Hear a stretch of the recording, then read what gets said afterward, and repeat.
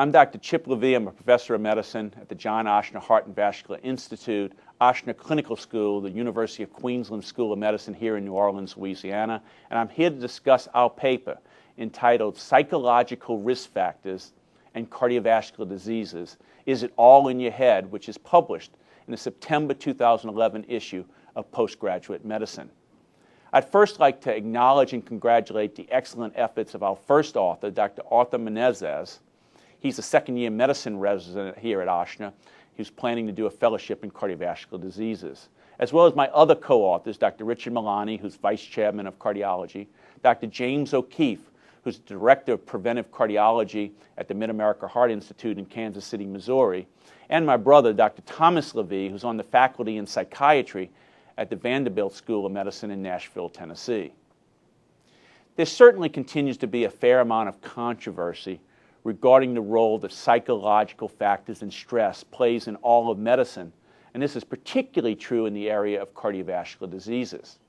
Now, my co-authors and I personally believe that this is an area that has been largely neglected or even completely ignored, especially in the area of cardiovascular diseases. And this is despite the fact that the lay public or our patients have recognized for a long time the importance of psychological risk factors and stress. It may be that only recently the medical profession and clinicians are catching up with the knowledge that the lay public and our patients have had for a long time regarding the importance of stress in healthcare.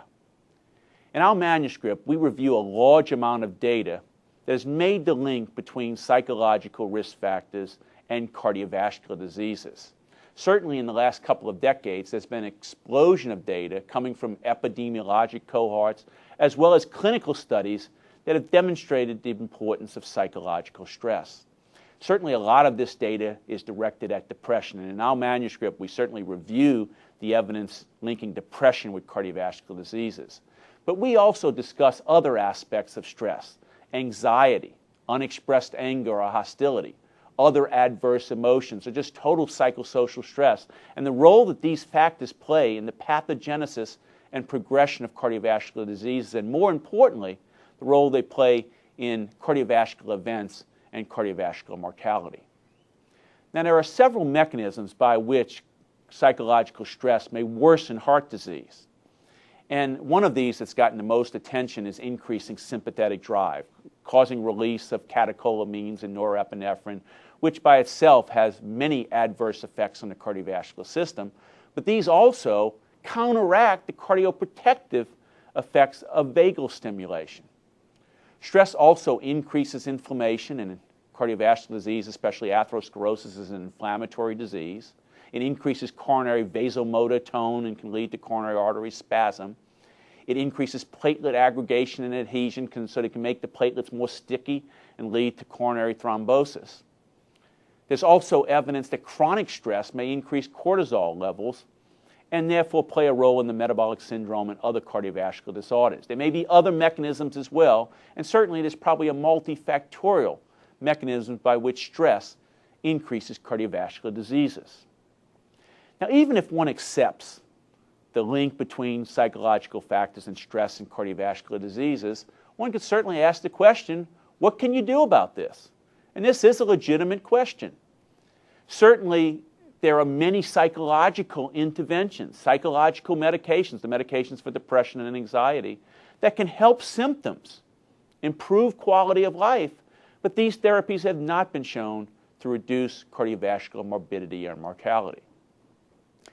Now, during the last 15 years, my colleagues and I, especially Dr. Richard Milani and I, at the Ochsner Center in New Orleans, have done a lot of work in the area of exercise training, cardiorespiratory fitness, and cardiac rehabilitation and its link to psychological stress.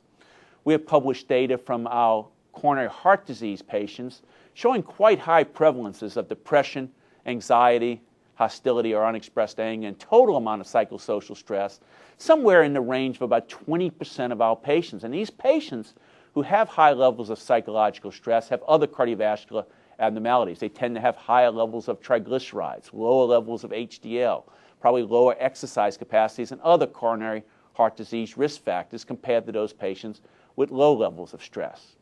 But following a formal cardiac rehabilitation and exercise training program, our studies, which have been highly cited in the literature, have generally demonstrated nearly 50% reductions in the prevalence of depression, anxiety, and hostility, not to mention significant improvements in other coronary heart disease risk factors.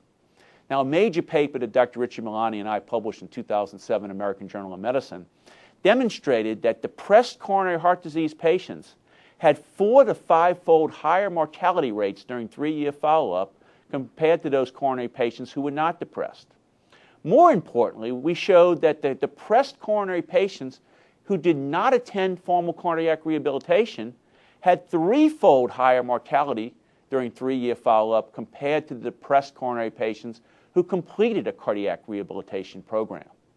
In our studies, the patients who did not improve their exercise capacity, and we precisely measured this by cardiopulmonary stress testing, those who don't improve their exercise capacity continue to have a high prevalence of depression, nearly 20%, and a high mortality during 3-year follow-up, whereas those patients who got just a little bit of improvement in exercise capacity or a moderate improvement in exercise capacity both had big reductions in the prevalence of depression and significant reductions in 3-year mortality. This suggests to us that one only needs to get a little bit of improvement in exercise capacity to reap the significant benefits of not only lowering depression but reducing depression-related increased mortality. Now, our data is specifically in secondary prevention. It's in coronary disease patients, but we believe that this data are probably applicable in primary prevention, and if this is the case, it would have significant public health implications. In another paper in 2009 American Journal of Medicine, Dr. Milani and I showed that one of the biggest benefits of cardiac rehabilitation, at least with regard to reducing mortality, occurred in the group of patients who had high psychosocial stress but relatively low exercise capacities. And the cardiac rehabilitation changed these patients either from high stress to low stress, or even if they remained with high stress, they still improved their exercise capacity. And either way, this was associated with marked reductions in 3-year mortality. In conclusion, there's now a tremendous amount of data making the link between psychological risk factors and cardiovascular diseases. We strongly believe that clinicians who care for patients at risk for cardiovascular diseases or who have known cardiovascular diseases should focus more on the psychological aspects in their patients and not ignore the important medical implications of stress. Our data is certainly focused on improving exercise training and increasing cardiorespiratory fitness as a means not only to reduce depression and to reduce stress, but to reduce stress-associated increased mortality. Again, our data is in secondary prevention, but we believe is applicable to primary prevention and probably has very significant public health implications. Thank you.